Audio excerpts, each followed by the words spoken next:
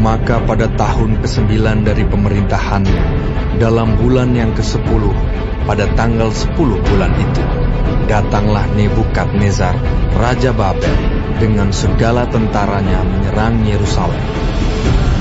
Ia berkemah mengepungnya dan mendirikan tembok pengepungan sekelilingnya.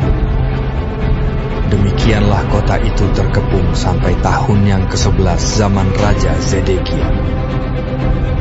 Pada tanggal 9 bulan yang keempat, ketika kelaparan sudah merajalela di kota itu, dan tidak ada lagi makanan pada rakyat negeri itu, maka dibelah oranglah tembok kota itu, dan semua tentara melarikan diri malam-malam melalui pintu gerbang antara kedua tembok yang ada di dekat Taman Raja, sekalipun orang Kasdim mengepung kota itu sekeliling.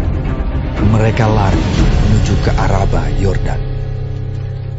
Tetapi tentara Kasdim mengejar raja dari belakang dan mencapai dia di dataran Yeriko.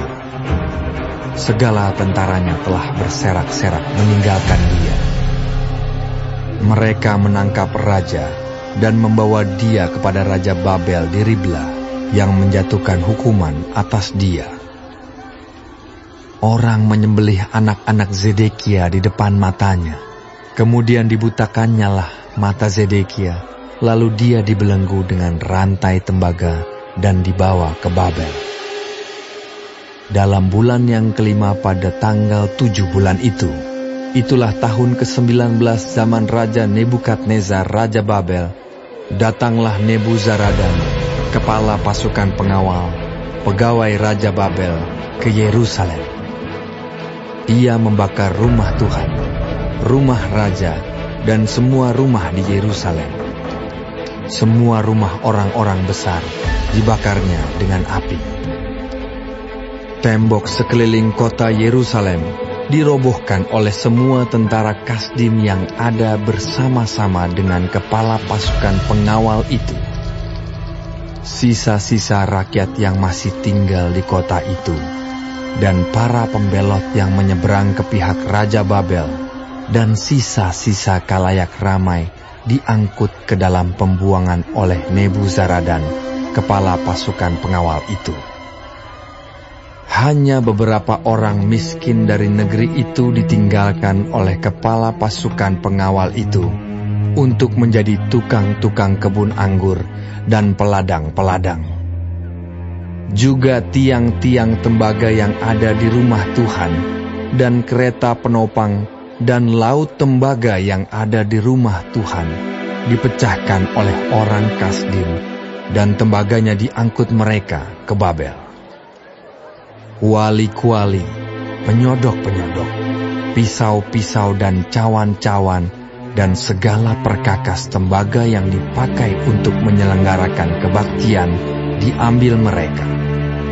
Juga perbaraan-perbaraan dan bokor-bokor penyiraman, baik segala yang dari emas maupun segala yang dari perak, diambil oleh kepala pasukan pengawal itu. Adapun kedua tiang laut yang satu itu, kereta penopang yang dibuat oleh Salomo untuk rumah Tuhan, tiada tertimbang tembaga segala perkakas ini. 18 hasta tingginya tiang yang satu, dan di atasnya ada ganja dari tembaga.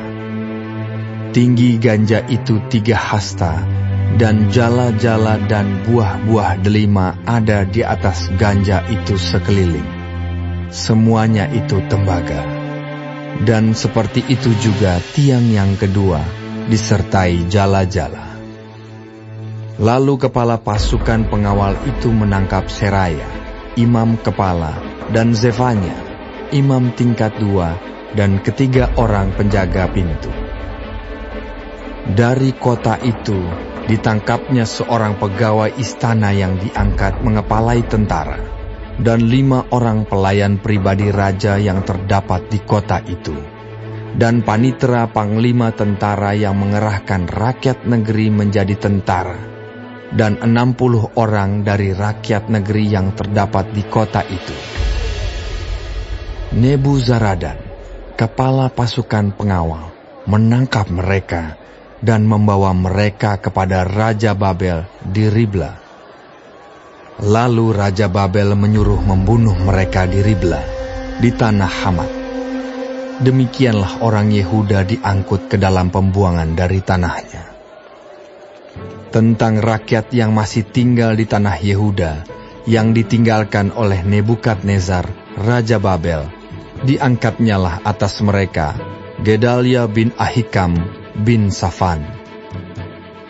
Ketika semua panglima tentara dengan orang-orangnya mendengar bahwa Raja Babel telah mengangkat Gedalia, maka pergilah mereka kepada Gedalia ke Mispa, yaitu Ismael bin Netanya, Yohanan bin Kareah, Seraya bin Tanhumet, orang Netofa itu, dan Yaazanya, anak seorang Maakah, bersama dengan anak buahnya. Lalu bersumpahlah Gedalia kepada mereka dan anak buah mereka, katanya kepada mereka, "Janganlah kamu takut terhadap pegawai-pegawai orang Kasdim itu. Tinggallah di negeri ini dan takluklah kepada Raja Babel, maka keadaanmu akan menjadi baik."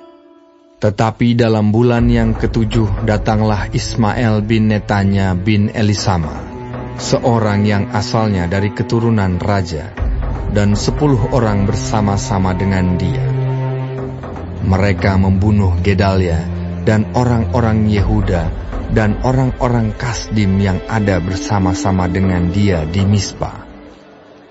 Maka bangkitlah seluruh rakyat dari yang kecil sampai yang besar, serta panglima-panglima tentara, lalu larilah mereka ke Mesir, sebab mereka takut terhadap orang Kasdim itu.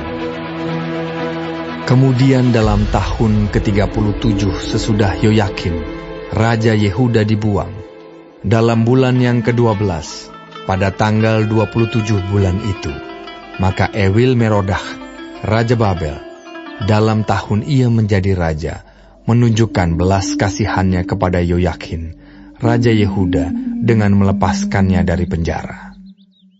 Ewil Merodah berbicara baik-baik dengan dia, dan memberi kedudukan kepadanya lebih tinggi daripada kedudukan raja-raja yang bersama-sama dengan dia di Babel.